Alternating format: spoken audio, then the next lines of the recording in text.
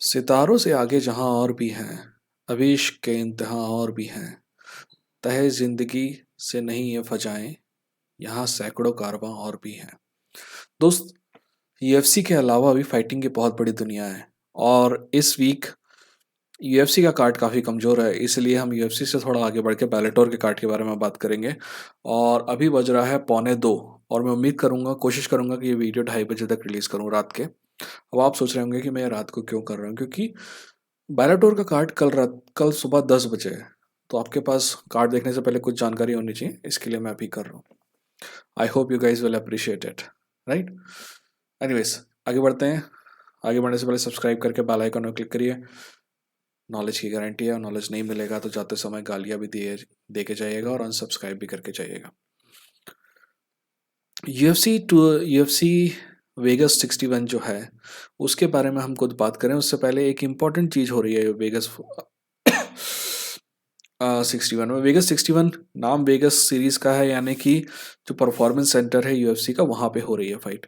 But interesting बात यह है कि परफॉर्मेंस सेंटर में जनता तो वैसे भी बहुत कम अलाउ थी, वहाँ पे जनता भी नहीं, एक्चुअली वो जो गेस्ट होते हैं वही अलाउ थे। पर उसके अलावा मीडिया हमेशा अलाउड था, पर इस बार मीडिया भी अलाउड नहीं है। उसके पीछे खबर यह है कि मार्क जकरबर्ग ने सारी सीट खरीद ली है और कल इकलौते वही दर्शक होने वाले हैं।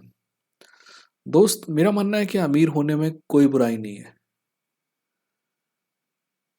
पर जब, खैर छोड़िए, भाड़ा में ध्यान दीजिए। एनीवेज, तो मार्क जकरबर्ग साहब ने खरीद लिया है, तो वहाँ पे ना सिर्फ लोग अलाउ नहीं है, मीडिया भी अलाउ नहीं है। तो बेलाटोर ने इसका फ़ायदा उठाते हुए बोला कि मीडिया वाले सब इधर आ जाओ। सबसे पहले हम यूएफसी की बात करेंगे, क्योंकि आप में से ज़्यादातर लोग सिर्फ यूएफसी देखते हैं। तो पहले यूएफसी की बात करेंगे, उसके बाद किसी ने बोला कि मैं लेफ्ट में क्या देखता हूँ, तो एक दिन आपको दिखाऊंगा मैं लेफ्ट में क्या देखता हूँ, है ना। That is also very important part of my life. Okay, anyways, पर मैं घर जा रहा हूँ, इसीलिए लेफ्ट में आप देखूंगा नहीं, तो टेंशन मत लीजिए। एक और बात है, कल मैं शाम को 6 बजे एक बार फिर ऑनलाइन आने की कोशिश करूंगा। मैं वादा नहीं करता, बट पूरी कोशिश करूंगा, क्योंकि मैं उसके बाद घर जा रहा हूँ। तो घर से वीडियो बनाऊंगा, बट लाइव होना मुश्किल होगा। तो मैं वादा नहीं करता, बट कोशिश करूंगा। तो अगर आप लोग आ सकें तो कल रात शाम को आइएगा, आपके सवालों के जवाब देने की कोशिश करूंगा। पहले बात करते हैं यूएफसी वेगस 61 की और फिर बेलाटोर 286 की। पहली फाइट जो है वो है यूएफसी वेगस 61 में मैकेंसी डर्न वर्सेस यान सोनान। ये पहली नहीं, मेन इवेंट है। और इसके अलावा मैं किसी फाइट के बारे में बात नहीं करने वाला, क्योंकि सब प्योर वेस्ट ऑफ टाइम है। वो फाइटर कहाँ जाएंगे, क्या कोई गेट कीपर है, तो कोई जॉबर है, तो कोई जर्नी मैन है। वो फाइट इतनी इंपॉर्टेंट नहीं है, ठीक है। तो मेन इवेंट की बात करते हैं, मैकेंजी डर्न साउनान। अगर मेरे को सिर्फ 2 लाइन में इन दोनों के बारे में कुछ कहना पड़े ना, तो मैं कहूँगा मैकेंजी डर्न जुजित्सु आर्टिस्ट है जो थोड़ी बहुत स्ट्राइकिंग कर लेती है। वहीं अगर साउनान के बारे में कुछ कहना होगा, तो मैं कहूँगा कि ये स्ट्राइकर है जो थोड़ी बहुत रेसलिंग कर लेती है। बात आप समझ ही गए होंगे कि अगर मैकेंजी डर्न को जीतना है तो फाइट को ग्राउंड में ले जाना होगा, और अगर साउनान को जीतना है तो फाइट पैरों पे रखनी होगी, यानी कि फीट में रखनी होगी, यानी कि स्ट्राइकिंग बैटल रखनी होगी। अब इस कुछ में एक्स फैक्टर जो है उस बारे में बात कर लेते हैं कि कुछ इंपॉर्टेंट पॉइंट जो इस फाइट में याद रखने के लिए ज़रूरी है। देखो, मैकेंजी डर्न की जहाँ तक बात है ना, वो न, बुरी नहीं, बहुत बुरी स्ट्राइकर है थी। वैसे स्ट्राइकिंग बेहतर हो रही है, पर पिछली चार चार फाइट से वो जेसन पेरिलो के पास है, जब से उसकी स्ट्राइकिंग जो है इम्प्रूव दिखाई दे रही है। जेसन पेरिलो मेरे हिसाब से स्ट्राइकिंग का सबसे बेहतरीन कोच तो नहीं, तो भी नंबर 2 या 3 पे होगा, है ना। वैसे मेरे को हेनरी हुप भी बहुत अच्छा लगता है। कई लोगों को उससे प्रॉब्लम है, बट मुझे पसंद है। हेनरी हुप के अलावा आपका विटोरी है, उसका कोच नाम याद नहीं आ रहा। वो भी बहुत शानदार कोच है, वो शूते बॉक्स का कोच हुआ करता था पहले, और अभी बीच बीच में माइक टाइसन के फाइटर माइक टाइसन का भी कोच था। नाम मैं बताऊंगा, याद नहीं आ रहा एकदम से। It's getting out of my mind. Anyways, तो ये फाइट जो है, पहली बात तो मैकेंजी डन की स्ट्राइकिंग बेहतर होगी। दूसरी बात, साउनान के साथ ये प्रॉब्लम है कि साउनान का रिकॉर्ड बहुत ठीक ठाक दिखाई देता है, और दूसरा चाइना से है, इसलिए उसको चांसेस जो हैं दूसरी अपने कंपटीशन के मुकाबले ज़्यादा मिलते हैं। पर एक बात जो शाओनान के खिलाफ जाती है मेरे दिमाग में, वो ये है कि शाओनान ने अपर लेवल का, जब कभी भी उस पर कंपटीशन थोड़ा सा बढ़ता है तो वो फाइट हार जाती है। इसीलिए ये फाइट भी मेरे को नहीं लग रहा है कि शाओनान जीतेगी, तो मेरा दिल कहता है कि मैकेंजी डन जीतेगी। और actually if I watch this fight, to be honest, I will watch this fight for Mackenzie Dern because she is extremely sexy. Okay, I know that is something misogynistic, but आप लोगों से क्या छुपाना। Mackenzie Dern, my heart says Mackenzie Dern will जी win, दिमाग भी कहता McKenzie done भी जीतेगी, और पैसा होता तो भी मैकेंजी डन पे ही लगाता। अब बात कर लेते हैं बेलाटोर 286 की। ओह सॉरी, मैं आपको बताना भूल गया, यूएफसी जो है सुबह 4:30 बजे है। मैं ये फाइट नहीं देख पाऊंगा, या देख पाऊंगा, नहीं देख पाऊंगा, क्योंकि मेरे को तो फ्लाइट पकड़नी है, तो मैं तो जल्दी जाऊंगा, है ना। खैर, तो पर ये फाइट मैं देख पाऊंगा, वो है बेलाटोर 286, UFC 260, UFC वेगास 61, सुबह 4:30 बजे है संडे के दिन अपने यहाँ।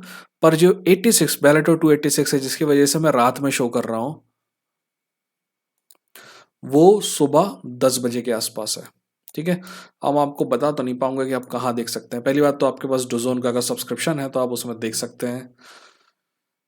एक्चुअली हाँ, डोजोन के तो बेसिक सब्सक्रिप्शन में ये मिल जाएगी, तो बेसिक सब्सक्रिप्शन डोजोन का काफ़ी सस्ता है, अगर आप चाहें तो ले सकते हैं। पर फिर प्रॉब्लम ये है कि डोजोन में और क्या आ रहा है बैलाडोर के अलावा जो आप देखेंगे। डोजोन में बहुत सी फाइट अच्छे पेपर व्यू आते हैं, बट प्रॉब्लम ये है जैसे अभी कॉनर बैन की फाइट आने वाली है यूबैंक जूनियर के साथ। पर ये है कि वो बेसिक सब्सक्रिप्शन में आपको नहीं मिलेगी, उसके लिए फिर आपको पेपर व्यू भी खरीदना पड़ेगा उसी के अंदर। जैसे यूएफसी में होती है ना, ESPN 2 के सब्सक्रिप्शन से ही काम नहीं चल, ESPN+ के सब्सक्रिप्शन से ही काम नहीं चलता है, आपके उसके ऊपर जाके एक और वो खरीदना पड़ता है, पेपर व्यू, है ना।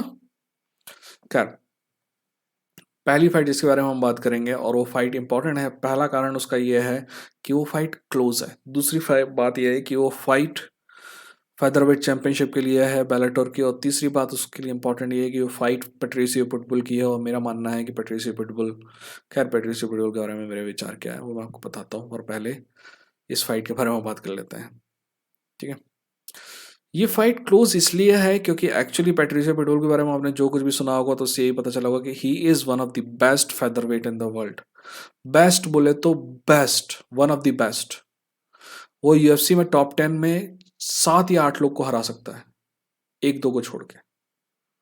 और अगर आप एक बार हरा दोगे ना, तो अगली बार वो आके हरा देगा आपको। वो चैंपियन है उसका, रीमैच का चैंपियन है। मेरा मानना है कि जो जनरेशनल टैलेंट होते हैं ना, जो मतलब अपने आप में, जैसे कि हमजद चिमाएव टाइप का जनरेशनल टैलेंट है, शफकत है जनरेशनल टैलेंट, वैसा ही जनरेशनल टैलेंट है AJ मकी। और AJ मकी से पहली फाइट हारने के बाद जिस तरीके से पेट्रिसियो ने दूसरी फाइट हरा जीता उससे, ये बहुत इंपॉर्टेंट बात है। तो मैं क्या मतलब, ये बहुत मतलब इंटरेस्टिंग बात है। इसके अलावा भी कई फाइट है जो उसने रीमैच में जीती है। अब पहले एडम बॉरिक्स की बात कर लेते हैं, बॉरिक्स की बात कर लेते हैं। ठीक है, तो वो किक बॉक्सर है, और एक किक बॉक्सर है, और उसका कार्डियो बहुत अच्छा है, तो वो लगातार प्रेशर बना के रख सकता है। ठीक है, एक और बात जो उसकी जाती है, उसकी ग्राउंड में वो ठीक ठाक है, ग्राउंड में ठीक ठाक है, उसका टेक डाउन डिफेंस बहुत अच्छा है। पर प्रॉब्लम पैट्रिसियो के साथ ये है, और ये बात बॉरिक को फायदा करेगी कि पैट्रिसियो बहुत प्राउड आदमी है, वो जबरदस्ती इसको ग्राउंड में लेके नहीं जाएगा। अगर ग्राउंड में लेके जाएगा तो ग्राउंड में पैट्रिसियो बेहतर है। ठीक है, उसके पास बेहतरीन गिलोटिन है, अगर टेक डाउन करने की भी कोशिश करे तो। एडम बोरिस के के पास एक और एडवांटेज है, वो उसकी रीच है। मैं रीच के बारे में हर बार आपसे बात नहीं करता, क्योंकि बहुत ही कम लोग हैं फाइटिंग की दुनिया में जो सही रीच का इस्तेमाल करना जानते हैं। एडम बॉरिक्स उनमें से एक है, बॉरिच उनमें से एक है।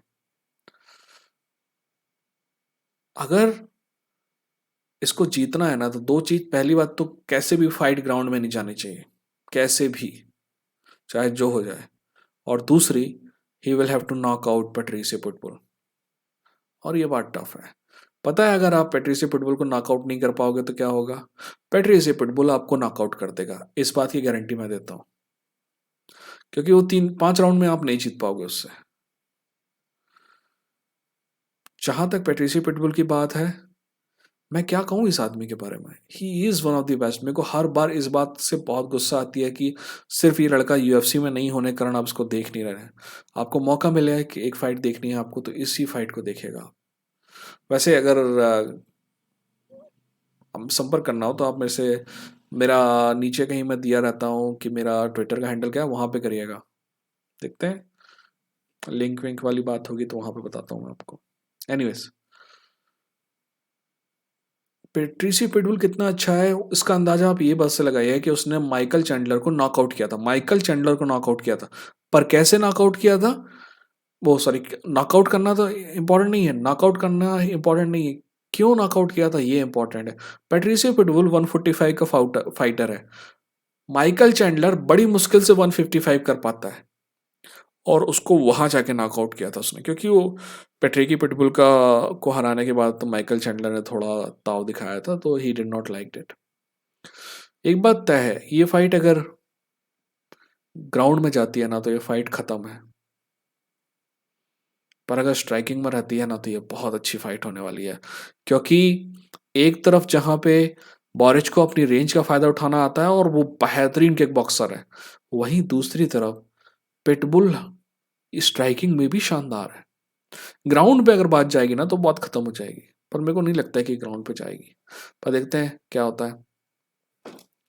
मेरा दिमाग कहता है कि पिटबुल जीतेगा, दिल कहता है पिटबुल जीतेगा, पैसा होता तो भी पिटबुल पिलाता।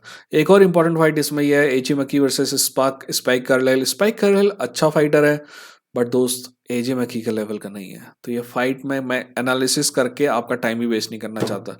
ये फाइट आसानी से एजे मकी को जीतनी चाहिए। मैं, दिल कहता है कि एजे मकी जीतेगा, दिमाग कहता है कि एजे मकी जीतेगा। मनी अगर मेरे पास होती तो मैं एजे मकी पे लगाता। आप लोग अपना ख्याल रखिए। मैं कोशिश करूंगा कि कल मैं आके आपसे लाइव मिलूं 6 बजे। मैं एक बार अपडेट कर दूंगा अपने कम्युनिटी में अगर मैं आ रहा हूँगा तो, है ना। अ, मिलते हैं अगले वीडियो के साथ। ये था Indian fight junkie. Take care of yourself, see you soon.